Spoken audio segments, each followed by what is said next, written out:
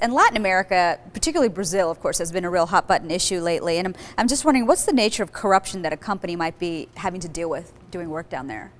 Well, Brazil is a lot like most emerging markets. It's one of the most significant ones, as a matter of fact, in terms of size. But you have to realize that a decade ago, or a little bit longer than that, these countries, most of their productive resources were owned by the government.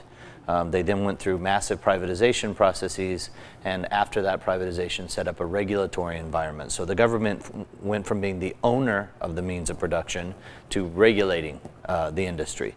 And so these are very nascent new regulatory structures that are inside of a system that spent a much longer time actually owning those assets.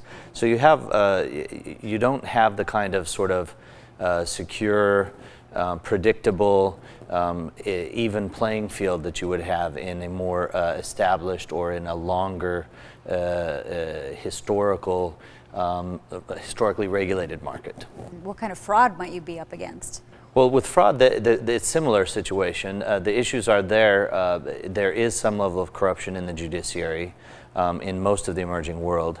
And the inefficiency and lack of resources to help investigate those things many times leaves private companies having to rely on their own resources or having to contract experts to help them investigate those issues. So people can perpetrate fraud somewhat more easily and get away with it more easily unless you bring additional resources to bear. And how hard is it to maybe develop a team on the ground in a place like Brazil? I don't think it's particularly difficult. What you need is you need a good knowledge of the local market. So you would need people who have on-site experience, but they also need to be global enough so that they can bring to bear the experience in other emerging markets and in other places around the world.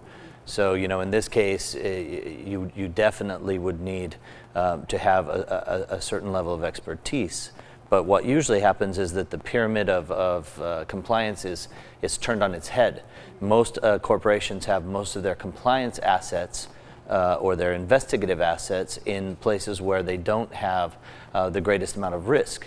So you'll find maybe 500 compliance officers in a bank in the US, and yet their operations in Brazil, which is a much riskier environment for them, they may have 3 or 4 people. How do you deal with crime or kidnappings or just basic local unrest? One thing that I always tell companies is before you move into a market, you need to take these things into account actually in your cost-benefit analysis.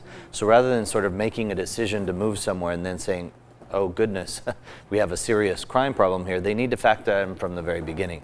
You will spend more money on security because these are environments where public insecurity is a challenge. So you're going to have to protect your people, you're going to have to protect your intellectual property and your physical assets. And that is going to cost you more than it would cost in an environment where the government does that exclusively for you. How safe is Brazil?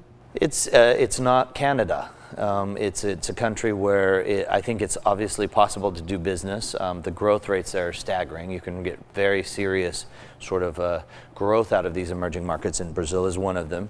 But by the same token, it's not particularly safe from a public security standpoint.